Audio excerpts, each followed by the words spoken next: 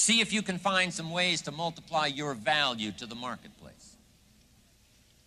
And he said, your income will immediately start to change.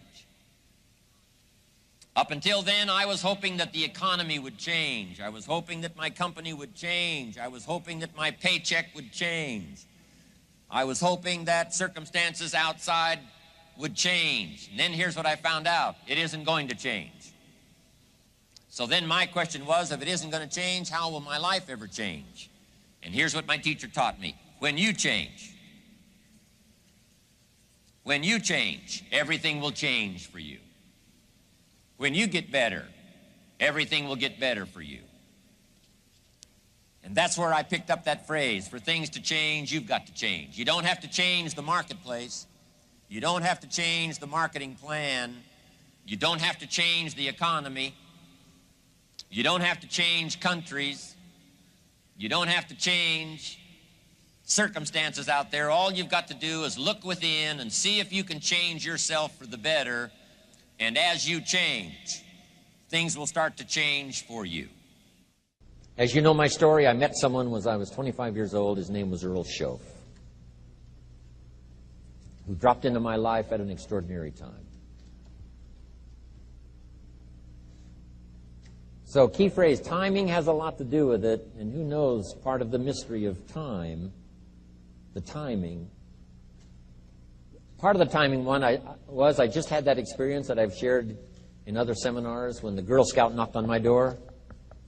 And I walked to the door and she gave me the big pitch on the Girl Scout cookies, best organization in the world for girls.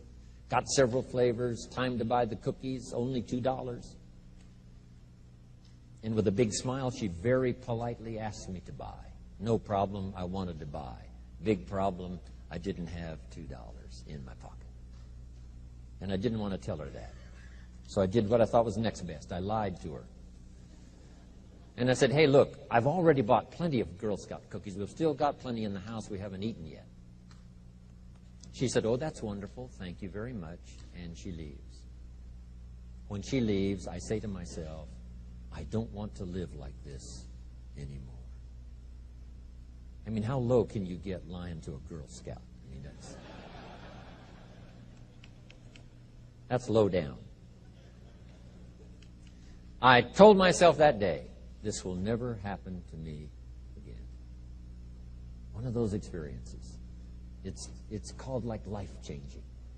I said, I'm going to search till I find better opportunities so my pocket won't be empty and the bank account won't be empty and I won't be so far behind on my promises to my family. And it was shortly after that I meet Earl Schoaf, who taught me how to be wealthy, who taught me how to change my life. So who knows what the connection is, right? Someone says when the student is ready, the teacher will appear. You know, I don't know all the mystery of that. But anyway, it seems like some of those things uniquely happen. But it was Mr. Schoaf over a 5-year period before he died at age 49 who taught me some extraordinarily simple things. He only went to the 9th grade in school, never finished high school, never went to college, never went to university. So he put his ideas and his experiences in very simple language, which I think for me, you know, a kid from the farms of Idaho, that simplicity was so important. Because if it would have been technical, I'd have missed it. If it would have been mystic, I would have, backed away. But it was just basic, blunt, ABC, familiar stuff that I hadn't thought of before. And he did start to remind me, and those ideas changed my life. Mr. Schoaf was the one when I said, this is all they pay. He said, you've been working 6 years, Mr. Rohn, how come you're not doing better?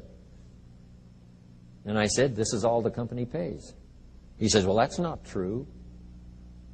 I said, no, this is my paycheck. This is all the company pays. He said, no, this is all the company pays you. I thought, that's a new way to look at it, right? He said, doesn't the company pay 2, 3, 4, 5 times this amount to other people? I said, well, yes. He said, well, then this is not all the company pays. It's all they pay you. And if you qualified, wouldn't your income grow 2, 3, 4, 5 times? I said, I suppose. So he said, we don't have to work on the company. We have to work on you. See, that was the beginning of what he called the phrase personal development. I told him things cost too much. He said, no, you can't afford them. I thought, well, that's a new concept. I hadn't thought about that.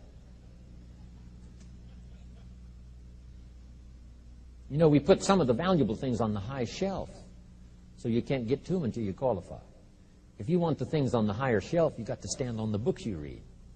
Every book you read, you get to stand a little higher so you can get the things on the higher shelf. See, I learned those concepts. It was so incredible. And here was the most important one. Success is something you attract by the person you become. See, that phrase changed my life. Success is something you attract by the person you become.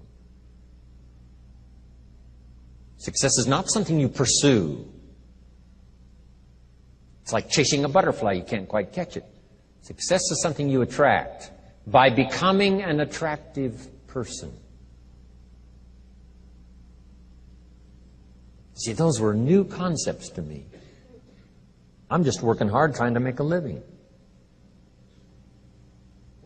Here's what he said to me. This changed my life. I got a chance to teach this in Moscow and across Russia. 3 visits, now the 4th. Here's what Shove taught me. Profits are better than wages. Nobody taught me that in high school. Nobody taught me that. I went to 1 year of college. Nobody taught me. Profits are better than wages. Wages make you a living. Profits make you a fortune. And how could you work on both a living and a fortune? He said, well, you could start part-time working on your fortune while you're working full-time on your living. I thought, wow. Now, he said, it's fun to get up in the morning. Not just getting up, go to work to pay the rent, but to get up to go to work to make a fortune. First, to make a living for my family. Second, to make a fortune. And he taught me how to make both a living and a fortune. Guess what I did? I learned how to make both a living and a fortune. And I found out anybody could do it once they get the information. And at age 25, I started receiving this extraordinary information. Here's what he said. Your income is directly related to your philosophy, not to the economy. I thought, no one ever told me that. I kept hoping the economy would change. He said, no, your philosophy has to change. I assured him that I had my fingers crossed. He said, that won't help. Then what could I do to change my income and multiply it by 2, by 3, by 5, by 10, and then multiply it by 10 again? What could I do? And he started giving me the disciplines and the process of learning the skills to change my life. This was an extraordinary man. Those were extraordinary times for me. Life-changing in every manner that you can imagine. But very simple ABC concepts. Here's what I learned. Not to search for the exotic until you've discovered the basic. And those basic philosophies that he shared with me during that time were life-changing. And he called it personal development.